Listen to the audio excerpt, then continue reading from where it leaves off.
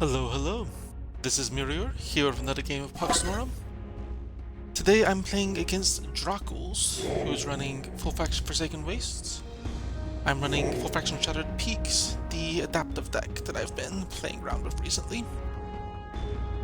Which has been a lot of fun to play, and we'll see how this game goes. I'm going to start off with Doombringer, which is... I usually like to play this after I've confirmed that my opponent has something with a max range of 1 that bounce is going to cause a lot of problems for him. But I've also got a pretty good start going with the Witch Doctor and the Dow as options for a second champ. I don't really want to risk the mulligan. And the odds that there's nothing that a bounce is good on are pretty low. Unless my opponent both A, recognizes the bounce and decides to play only champs with at least 2 range to get around it, and B, has a deck that's not good as an option.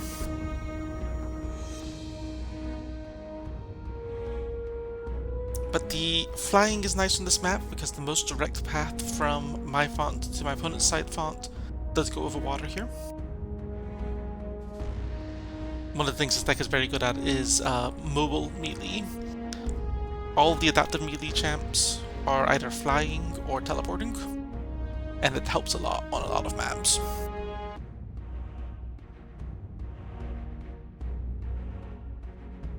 I'm probably going to go Peaks Dow as my second deploy here, both for most efficient uses of Nora, and even 1 point of initiative helps. And having flying makes it is very helpful in being able to say, okay, this fight's going badly if I'm against melee champs. Okay, I can leave. And it's a lot harder for them to follow me. Alright, looks like Drakuls is playing Worms. This should be a fun matchup. I have not played against Worms in a little bit, and they are always a pain to deal with. The strategy is very much built around champs like this that are all about champ control. Hex, well, Hex is not the best example, it's mostly just Hex, but Hex and Ethereal making it hard to attack if you have non-magical damage. Which... the Doombringer is magical damage, so I'm going to be happy to just move this into that side font. It'll take down the Phantasmal Creeper without much issues. But over here, I do want to go... or if I go for a cheaper champion. I have 65. I won't be able to afford anything as a second champ. This deck is similar to the Torton's deck, and there's nothing cheaper than 73, I think. I'm gonna go for the Dow. 1 initiative point. Something that can fight well in that mid font.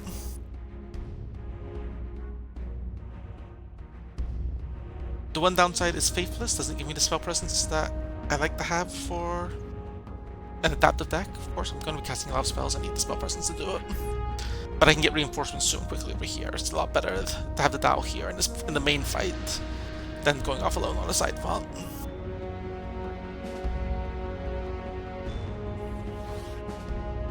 But yes, Worms. Their whole thing is, for those who aren't familiar with them, as they play, they grow the Shrine deployment zone. So you can see it's already started here with the Putrid Creeper coming in, space outside, and now that space is 2 larger.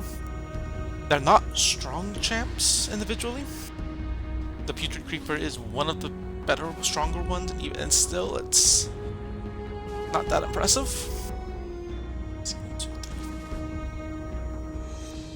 I can go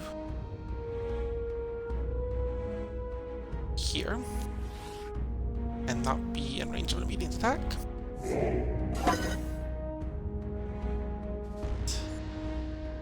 And we get a Drago post down.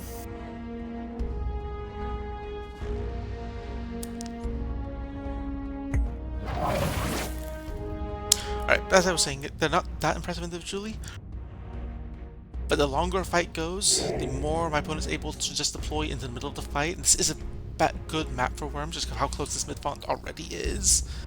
It's going to be it's not going to take long at all for my opponent to just able to drop champs into this mid font, meaning I'm never going to have it fully secure. And he can already drop champs into the side font.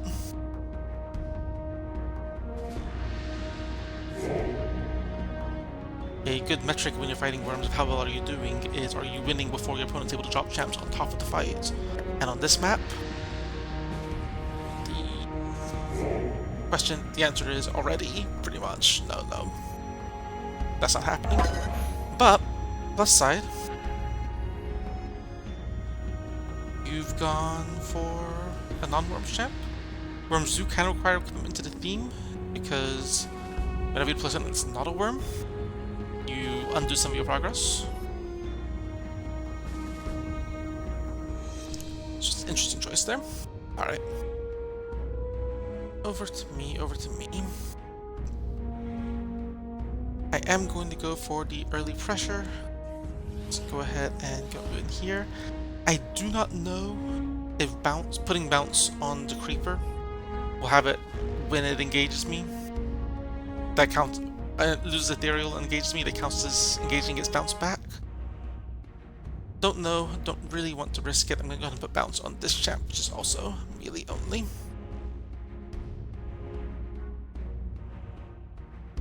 I'm going to get Redeem over here.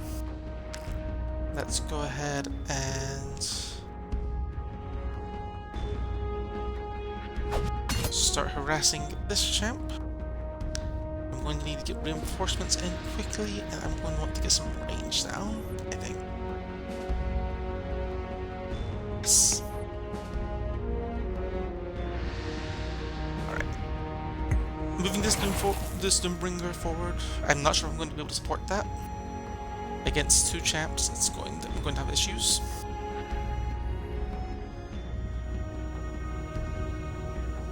But the longer I can keep my opponent deprived of Nora, the better. There's the Hex coming in. I could have put bounce on you for hilarious knockback there, but instead I'm keeping the Extinguisher from getting attack off. So, not the worst thing.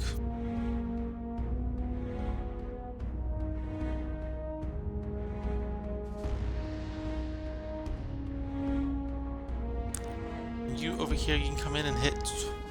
You're hitting me for 3 damage a hit while I've got you. Oh, you have aura, so long fight is not necessarily to my advantage here.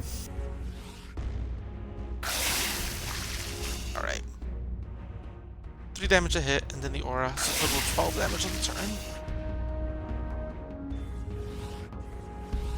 Yep, there's the bounce going off. Clone matter means I don't want to be using relics or equipment around this champ, but I'm not doing much in the way of relics or equipment anyways. So you're doing relics and equipment. Okay. I do run Pilfered Armory, I don't have it revealed yet. So have resist physical. Oh, double aura there is nice. This is a fight I want to get out of. Hit you for 2 damage.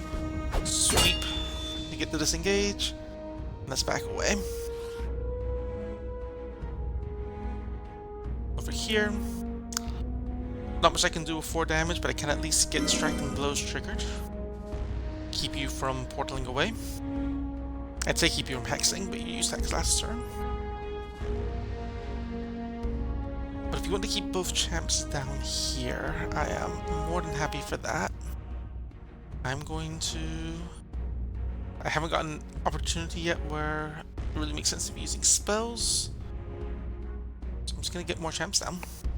More adaptive champs I get out before I switch over into spells mode, the more damage I can do with those spells. All of these champs get buffs whenever I cast a spell now. Alright, are you going to be okay for a turn? I mean, you're committed at this point, but 2 attacks from you, that's 14 damage. 1 attack from you is 24 damage. And you can't deploy on top of me yet.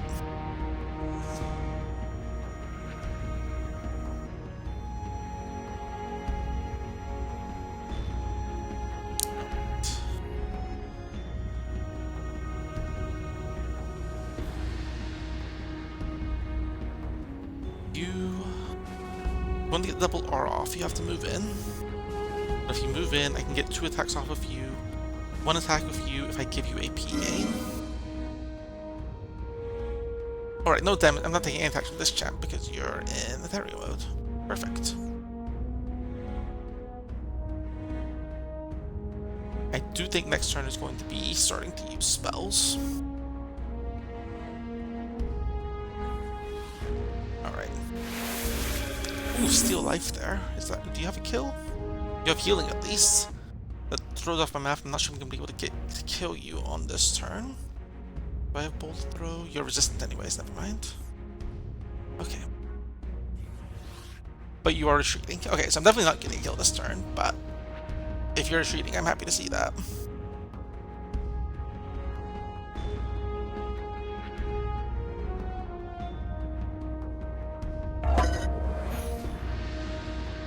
Over here... You're the one who... Okay. I think now is when I'm going to start switching over to spells. Specifically,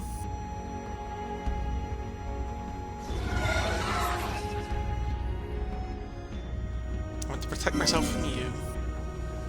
Start killing you.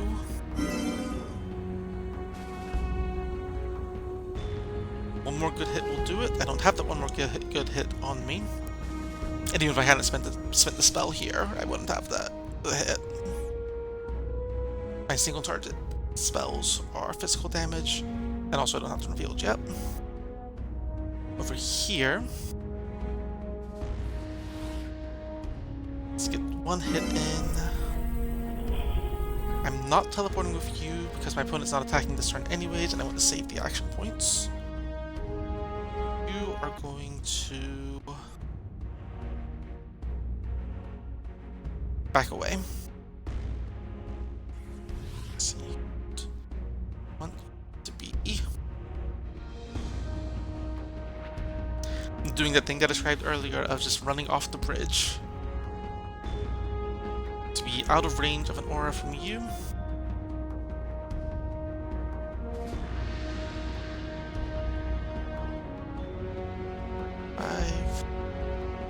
I'm in range of attack no matter what I do, so I might as well stay there. Okay. End the turn. I was saying that also, I know you run Steal Life, so I want to keep that action point on me. And I'm giving you the option of moving up here and doing aura damage across the chasm, or across the font, which I think would be a mistake, but one I'm happy to let you make. Alright, so over here, your Hex is off cooldown, but you can't use it. And you're 1 good attack away.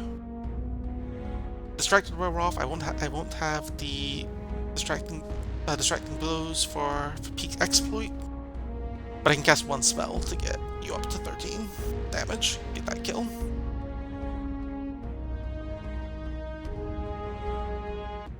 You have nothing you can do, because that's how it happened.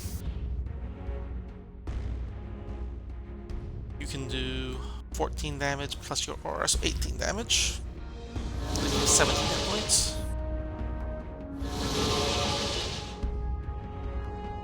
Yep. Out of range of most single target kill me spells that Forsaken Waste has. And then on this fight, pretty sure my opponent has more Nora than enough Nora for to deploy this turn, possibly deploy and the spell. I don't think they have the kill here. But I am expecting this Doombringer is going to eventually lose its fight. Alright, you're moving in, which I'm good with. And I kill you. Yep, here's the initiative champ. The other thing that...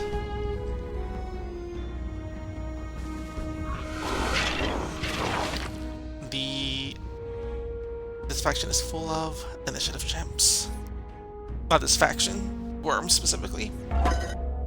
Dropping gems on top of you, dropping gems with action points on top of you. It's rough. Alright, so I need at least 1 spell Okay, so you have 3 defense and resist physical. So if I do 1 spell, I'm doing 13 with you. If I hit with you, that's another 11, so 24. So I need 16 damage. Plus you can get another hit off as well, that'll be like 5 damage. So 13, 24. I think this is going to be a kill. Let's find out. And if it's not, I still have the Nora to improvise. So, we go...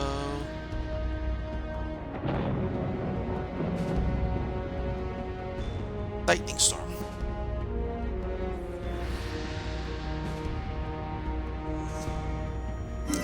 One hit from you. Back away. One hit from you. 6. You come back into the fight with the Glorious Sleep. One hit from you. Is that a kill?